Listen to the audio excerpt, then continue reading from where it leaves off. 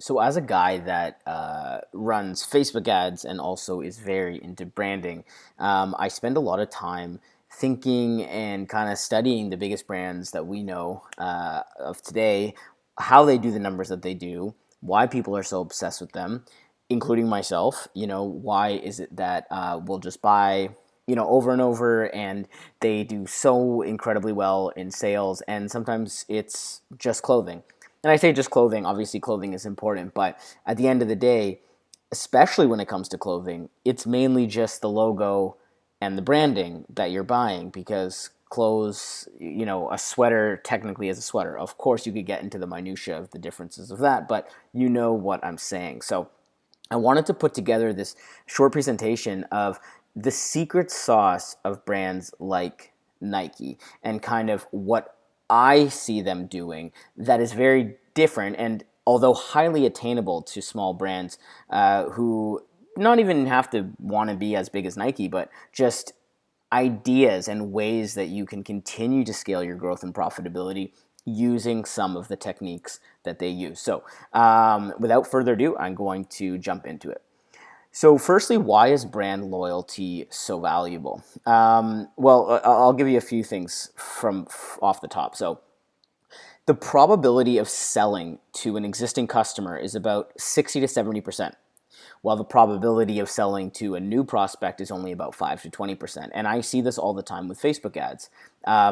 People will run a lot of cold traffic ads, but it's not going to convert at the same level as your warm traffic ads. So one reason why brand loyalty is so key is because it's easier to sell to people who already know about your brand. Case in point. It costs up to 7 times more to acquire a new customer than retain an old one. A lot of the brands that sometimes I talk to and I say, how much are you willing to spend to acquire a customer? They don't even know, or they don't even know the figure that they're operating with right now.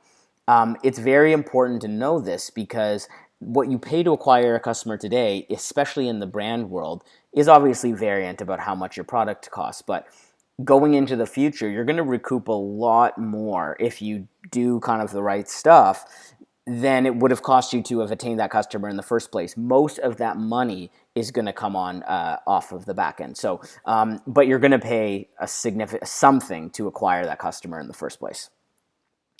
And increasing customer retention by only 5% can boost your profitability from between 25% and 95%. And that basically means that if you just did a little bit more in your customer loyalty and attention, it can equate to about 25 to 95% of your profitability. So there's a lot of money that's left on the table by not doing that. And in this kind of short discussion, I'm going to teach you some of the ways that you can do that. And 65% of a company's business comes from existing customers. Just wanted to round it off with that stat there. So again, if you are not engaged in existing customers, it's really going to hurt your profit and your margins because the people who are the warmest and the hottest to buy, you're not engaging with enough, essentially. So we think of that there are 2 kinds of buyers. And those 2 kinds of buyers are your cold buyers and your warm buyers. The cold buyers are the ones who don't know anything about you. You might be putting out a Facebook buy and you are targeting cold interests like parents or something like that. And then your warm audiences are the people who already know about you. Now, as was just illustrated, your warm audiences definitely should get a lot of your marketing spend and they should get a significant amount of attention. But we tend to think of these 2 audiences and moving people from cold traffic to warm traffic. But there is a 3rd kind of buyer, and it is one that personally I am obsessed with. And that 3rd kind of buyer is your current customers. You can see Carrie Bradshaw here, right over here. I wanted to let you know that I'm getting married, in this meme, to myself, and I'm registered at Manolo Blahnik. If you have watched the show, obviously she's very obsessed with Manolo Blahnik and shoes. I think at one point she says she spent like $40,000 on shoes alone from them. And obviously, it's a great brand placement for them in the show because it was a very big show. But it's just that extra reminder that the people who have already bought from you are actually your most dedicated, your most loyal, and the most profitable because you've already paid to acquire them somewhere along the line. These are people who have bought in the last 1 day, 7 days, 30 days, 60 days, 90 days, 365 days. And so anyone that kind of falls into one of those categories, and you can advertise to these people based on these time frames in different ways. Kind of out of the scope of this presentation, but these are kind of the markers that you're looking to engage these people with. So I wanted to put this slide up because this is one of Nike's more recent campaigns of the last few years. It did very, very well, totally viral on social media and everything. And obviously years after Colin Kaepernick even did what he did, but it says here, believe in something, even if it means sacrificing everything. And then they've got one of their slogans, just do it. They know their brand inside and out. They know what they're selling. They are selling, athleticism. They are selling, trying to think off the top of my head, but things like passion, drive, rituals, dedication to the body, dedication to the heart, the mind, and now they're tying in socio-cultural, political. So they know what they're doing, and they present it always, and that is the message that they have been pushing for years and years and years. Now, I'm bringing this up because this advertisement is not for new buyers. Yes, maybe there might be someone who has never heard of Nike and may see this, but the truth is that this is for the current customer. There's the people who have already bought from Nike, either as a little kid when their parents bought them shoes. My parents did not buy me Nike shoes, but that's a whole other story. But most people, this is for retention. It is for continued exposure to the brand, to the messaging. And when they are in the room thinking of these advertisements, they're not thinking, how do we get more people in our funnel? They are thinking, what do we do for the bottom of the funnel? And how are we treating those people? And how do we continue to build a relationship with them? And it works very, very well. So I just wanted to bring that up as an example. So here is the traditional funnel. You've got awareness, consideration, and conversion. And most people are focused on this area here. When I am approached to run Facebook ads, this is all people care about. We want to get conversions in. We want to get brand awareness out. And depending on how big you are, that's very necessary. You need data, you need eyes, or else no one's going to be able to buy from you. But what happens after that? I argue, and a lot of other people, that more of the money, if you're building a brand, is going to be in loyalty and advocacy. It's just going to be. You're going to make way more profit. It is very important that they are a big part of your marketing and brand strategy, how you're communicating with those people, and how often and what you're saying. And honestly, 75%, that was part of that earlier statistic, of that profitability is going to come from the back-end customer, these people in the loyalty and advocacy stage. Very, very, very crucial to keep that relationship going. So to dive into a little bit of the meat about how to do this, your brand's most profitable audiences. I put this picture here because it's a bit close to my heart. I used to work at Apple, and I was part of some incredible launches where people are just obviously obsessed, and there's big lines, and who knows if that'll ever happen again. So I feel very fortunate to have been involved in that. But this is an illustration of a moment. These are not new buyers.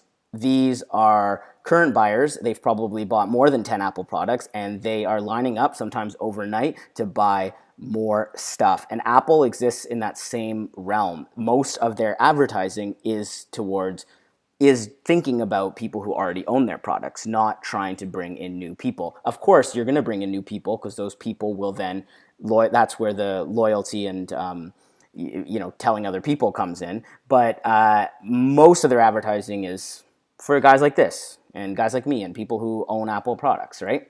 So here are some ways you can do this, even if you don't have a ton of data or a ton of customers, and things to get you thinking, especially as we go into the holidays.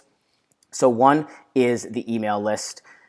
Those who've bought in the last 30 days, great people to advertise to and make content for and email and pitch to and engage with. Those that have opted in but haven't bought in the last 30 days. Those who've spent over $100 with you, so that's kind of your VIP people, they should be getting very specific types of offers, not everybody getting the same offers. those who have bought 2 times in the last 30 days, and then past buyers that haven't opened an email in the last 90 days, past buyers that have opened an email but have not clicked in the last 90 days, and then anyone who has abandoned cart. So all of these can be approached very differently, but picking a few, looking at your data, looking at your list, using a software like Klaviyo or something like that where you can start to segment these buyers and understand what's happening and really start catering some messaging to all of these different people. And the more data you have, the better it's going to hit and the more success you're going to have. Second are your social media engagers. So one is they've engaged with your Instagram in the last 30 days, 7 days, 1 day. They've engaged with your Facebook in the last 30 days, 7 day, 1 day. Or they've watched 50% or more of your video content. Those are also warm audiences, potentially hot audiences that you could be just making content for, running ads to, and seeing obviously how they convert because they're very, very close. If not, they've already purchased. And my last one here is they've purchased and they've engaged with your Instagram. So that's a segment you can build at the back of Facebook where you can actually say people who have purchased in the last 30 days as well as engaged with my Instagram. That would be a very, very hot prospect to put more offers to, whether it's sales, holiday, whatever the case may be. And lastly is just your general web traffic, data, customer data. So past buyers of the last 365 days, anyone who's added to cart in the last 3 days, 10 days, 30 days, anyone who's initiated checkout. And this could also be, again, past buyers too. They could be a past buyer as well as having done these things. And anyone who's visited your site between 1 day, 7 days. And also the top 25% of people who spend time on your site, that's also something trackable in Facebook's backend too. So these audiences can be reached in 2 ways. They are organic and paid. I cannot stress enough how important organic is combined with your paid. The organic and paid, like for instance, when you look back at that Kaepernick ad, there were people sharing it all over the place. It's very, very, very important that you have organic in all of your content and everything that you do. Organic should never stop. Even on the companies that are doing multiple millions a month, they would say that almost 30 to 40% of their stuff comes through organic. The rest is paid. UGC, user-generated content, paid straight-up campaigns, 20% off, sales, whatever the case may be, new collections. Those would be the main things that you'd want to push paid, as well as post organic. And the rest of the time, you want to, making videos, photos, and just really making sure that these two things interact together because they both boost each other up quite heavily. I can't stress that enough. Because, and this is my final point, online sales funnels are not linear. We've gotten this idea of the funnel, again, back to that image that I showed, but they aren't linear relationships. I'll give you a very quick example of the Manscaped products. So I recently bought those trimmers, and this is kind of how it went. I obviously saw their ads for a very long time, about maybe years. Those ads were coming up in my feed. I would see them, funny, obviously hear about them. I went to their website. I read between the Lawnmower 3, the Lawnmower 2, different products that they had. I, viewed some products, so obviously I saw more retargeting ads. Now I'm being Google tagged and I'm seeing them. I see more ads. They release some more funny stuff. I add to cart. I get an abandoned cart email. I still don't initiate checkout. I think about it. Maybe it's a little bit expensive. That was, I guess, the objection that I was having in my head. Do I want to spend 100 and something bucks on this? The other day, I'm listening to a podcast. The host says, hey, I have, there's a discount, talks about Manscaped, just put this in at checkout and you're good to go. I went back to my cart, I added that code, I got the 20% off. They will attribute that to the fact that I came through a podcast, influencer podcasting. But the truth is, it wasn't just that. And who knows how much they had to pay to acquire me out of all those things. But your attribution model is getting less important. Yes, it's important to say this many people click.